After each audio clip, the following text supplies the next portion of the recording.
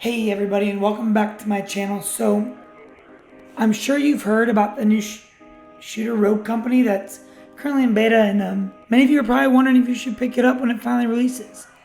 Well, I've been playing the closed beta for about 3 days now. I found some of those things that I like, some things that I don't like, and so I'm going to tell you all about those things, and at the end I'll let you know whether or not I think this game will be worth picking up when it releases. So if you like this video and throughout it you find that you're getting any use out of it, that it's helping you decide, do me a favor, smash that like button for me and drop me that follow if you like. So let's get into it, because there's a lot to actually talk about. Start off with, what is Rogue Company?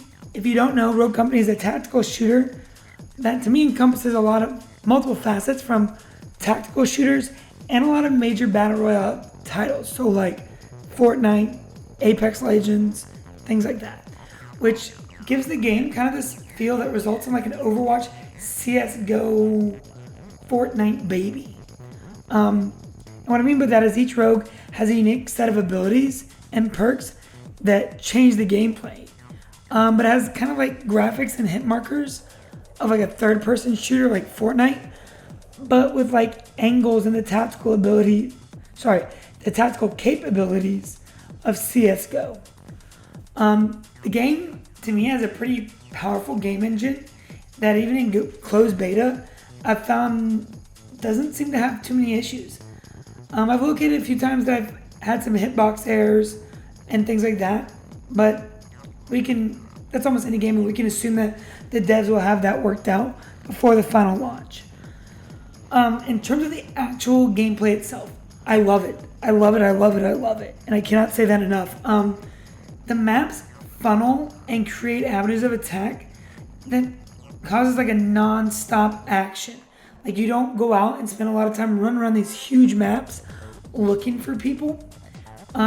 It's just constantly engaging, and I'm talking maybe not like engaging like actually fighting, but constantly forcing you to use that tactical approach to force those fights.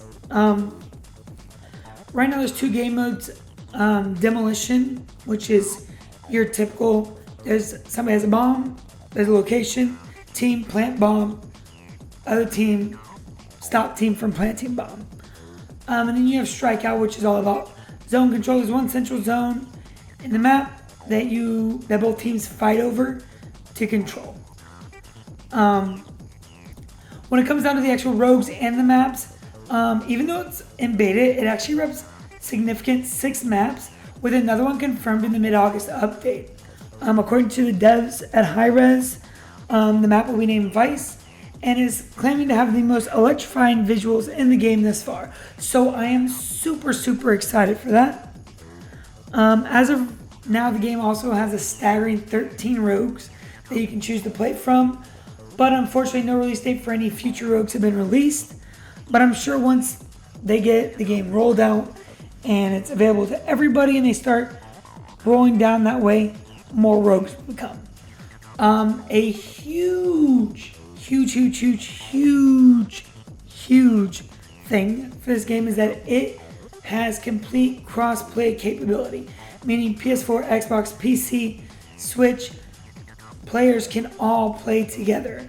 And this is a huge commodity sought after by enormous people in the gaming community, so heck yeah to Hi-Rez for putting that together.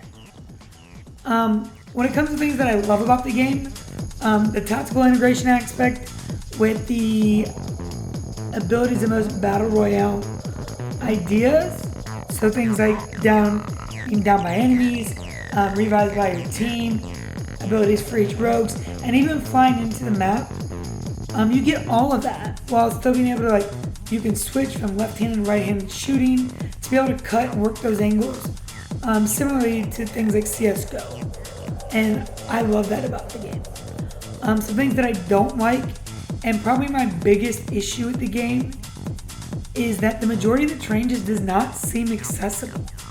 Like, there are some boxes and little flower beds here and there that you can climb on top of, but for the most part, you can't climb up on awnings of buildings or little higher flower beds or ledges. And personally, for me, I feel like in 2020, if you're going to put out a shooter of this caliber, the ability to use and interact with the terrain in that way should be present. Like, it should be there. Another thing, I was really hesitant to put in this section, but mainly because I know that it's still in beta, but some of the abilities just seem clunky. Like Ronin's ballistic knife and the mechanic of throwing it, it just seemed to be a little bit underwhelming for me.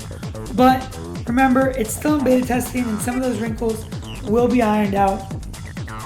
And overall, there are not many things that this far I've disliked about the game. So to get to the question we all came here for, is it worth it? If you enjoy getting pre-access to things, testing and playing games before anyone else, I think the $20 buy-in for the Founders Collection for the closed beta is definitely worth it. Like $20, you get robes, you get weapon skins, you get some of your wing, like your jetpack that you fly in on. You get a skin for that, and you get to play it early. $20 does not seem bad for that. If you don't want to do that and you don't want to wait, I also highly recommend you picking it up. Right now, Hi-Rez has it free to play, like most battle royales currently. So I get it. I find that the game is refreshing, new, and is fast-paced, and is a blast to play. So, alright guys, I wanted to keep this video pretty short and to the point. If you found this video useful, or it helped you decide whether or not you're going to get it, do me a favor, hit that follow button, turn on the bell so that you can stay up to date with all the Rogue Company news as we push through the beta and onto the release of Rogue Company. And as always, comment below if you have any questions about anything or want to see anything in particular. You can also find me live playing Rogue Company on my Twitch channel, which I'll put in the description box below. And all my schedules, and if you need to get in contact with me, will be on my Twitter, and I'll link that also in the description box. And so until next time, thank you for stopping by, and I hope you enjoyed the Starship.